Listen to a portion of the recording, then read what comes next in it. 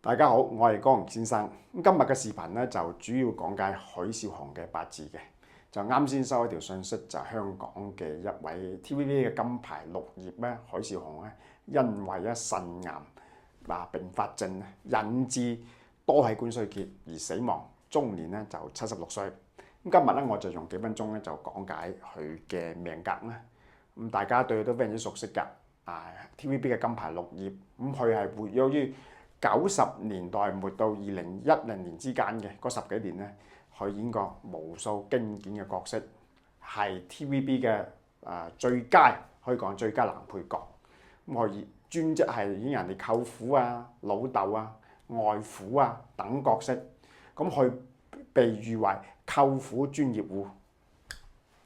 咁我哋首先睇睇許紹雄嘅八字先咧，佢係戊子年出世嘅。戊子年屬老鼠嘅，1948年，月份叫壬戌，日柱咧叫癸巳日，時辰咧叫壬子時。咁壬水出生個戌嘅月份咧，天官有個土，咁呢種叫正官。咁正官同時有財嚟生官，叫財官格。咁財官格嘅人有咩特點咧？財官格嘅人咧好正直嘅，即係老細叫佢做咩就做咩，即係佢係一個忠心耿耿嘅員工。對公司係毫無怨言嘅，係一個非常之好嘅一個人嚟嘅。性格好隨和。咁仲有佢嘅八字，呢個年柱咧就為用神。年柱就喺祖輩噶嘛。佢阿爸，佢阿爺咧喺廣州係做生意嘅，即係做到風生水起。咁佢可以講為富三代。咁佢嘅太公咧係做官嘅嘛。嗱。呢個年柱為用神，年柱為用神咧，並且為正官，祖輩為做官，好符合命格。咁所以佢個八字咧係要火土嘅一個命格嚟嘅嚇。咁當然咧行水運都唔差喎，因為癸水行水運嘅時候咧，令到佢更加強，令佢強嘅時候可以食得住個官煞嘅。咁所以佢個八字一世都係行運嘅，唔衰嘅。咁我哋首先睇睇佢個八字先啦。早年咧就行水運嘅。咁早年行水運咧，佢個屋企嘅環境咧非常之唔錯。咁但係一行到亥運嘅時候咧，有啲動盪。嗱，我哋睇睇1、2、3、4、5。嗱，呢5年後5年咧個亥咧，後5年咧行呢個亥運嘅時候，自亥沖叫動盪嘅運。咁動盪咧係佢係經常搬屋啊，咁所以佢喺搬翻去香港住咧，就係喺依個運啊。喺依個運咧，甲子運咧，佢已經係喺香港電台咧，就係即係已經係出晒名㗎啦。因為佢當年咧上班嘅時候咧，所有員工都係搭地鐵、搭巴士，但佢咧就揸 Benz。咁人哋咧就叫佢做改咗個名叫 Benz 雄，係咁樣由來嘅嚇。咁佢呢個運咧都係好運嚟嘅，因為子撐起個癸水，再加上佢可以食得起個官煞啊嘛嚇，咁佢都係非常之好嘅運嚟嘅。咁啊，1971年咧就加入咗香港嘅 TVB 嘅無線藝員培訓班，就行呢個運嘅乙丑丙嗱，咁然後咧就輾轉反側咧，就從事咗演藝行業咧，都有40、50年嘅啦嚇，一直都係即係非常之好嘅運嚟嘅。嗱，咁行到呢個運嘅時候咧，1980年、1990到呢20年咧，佢人生稍為有啲唔好嘅運嚟嘅。點解咁講啊？因為佢個八字要財官嘛，要個官煞啊。當你行到呢個運嘅時候，你咪制個官煞咯，制官煞個人咧就比較迷茫啲。咁仲有食神咧，代表我嘅思想嘛，我思想係制咗官煞，我想突破自己。咁所以佢行到呢個運嘅時候，佢咪個角色啊，或者演技方面啊，係會有突破或者需要改變咯。嗱，1980年到1999年之間，呢20年咧係角色嘅轉變嘅。咁所以行20年係對比嚟講係冇咁好，但係都唔差嘅。咁佢喺最輝煌嘅時候咧，就係喺2012年嘅。2012年，2012年呢個壬辰年，在2013年、2014年咧，呢3年咧就獲咗2012年咧，首先講2012年咧傑出演員大獎，即係 TVB 萬千星輝賀台戲嘅傑出演員大獎，就係喺2012年行呢個七殺。有好多朋友講，喂 Ben 史雄應該行呢個正官運，應該攞獎先係喎，點解正官攞唔到獎，反而呢個運七殺運攞獎咧？好簡單，點解？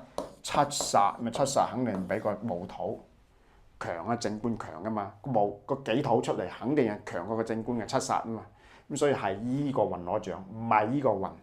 依個運咧叫做行呢個官咧，對名氣啫，但係攞唔到獎。七殺係明顯係比正官強嘅。行到壬辰流年，壬水出嚟，壬水出嚟嘅時候，子辰合水。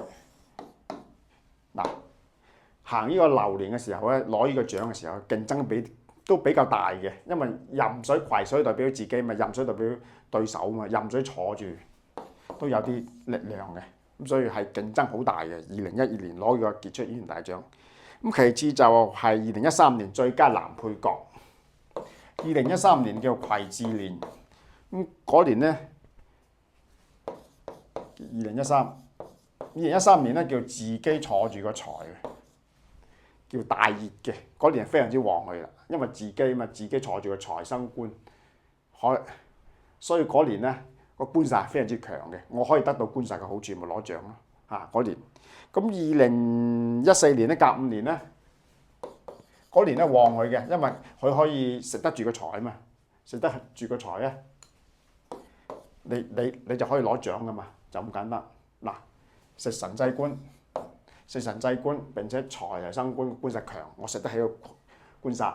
雙官黑官，其實咧雙官黑官咧攞2014年咧，如果我嘅推測嚟講咧 Ben 史雄攞獎咧係即係同個 TVB 嘅高層咧公司係有啲矛盾嘅，因為行到呢個流年可以睇到咁到最後咧，佢都可以攞到獎。咁攞咗咩獎咧？最受歡迎電視男主角就係2014年攞嘅。嗰年咧叫甲午年。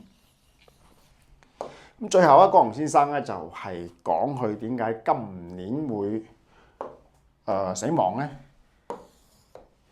咁我哋講疾病咧就係腎咧就係水嚟嘅，即係子水、癸水、亥水咧都係內分泌或者係腎膀胱泌系統咧同個水係有關嘅。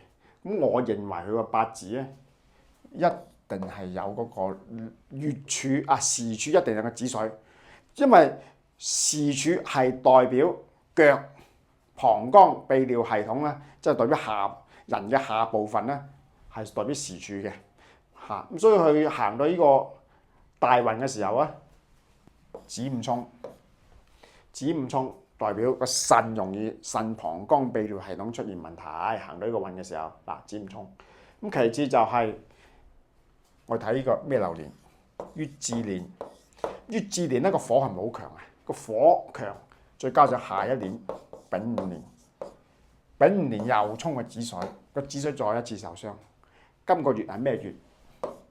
丙戌月。丙戌如果丙火其實咧屬於2016年嘅2026年嘅丙火，因為個2026年嘅丙火已經今個月已經入咗嚟嘅啦。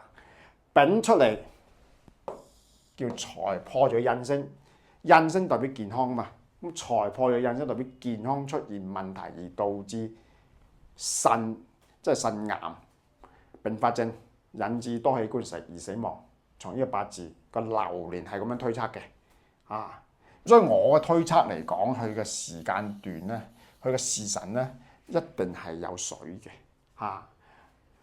即係呢個係我推測啦。即係如果佢八字個時辰冇水咧，佢依個大運咧，即係2025、2026咧，係唔會往生嘅咁今日嘅視頻咧就講到呢個 moment。就如果大家有咩問題可以問我江洪先生。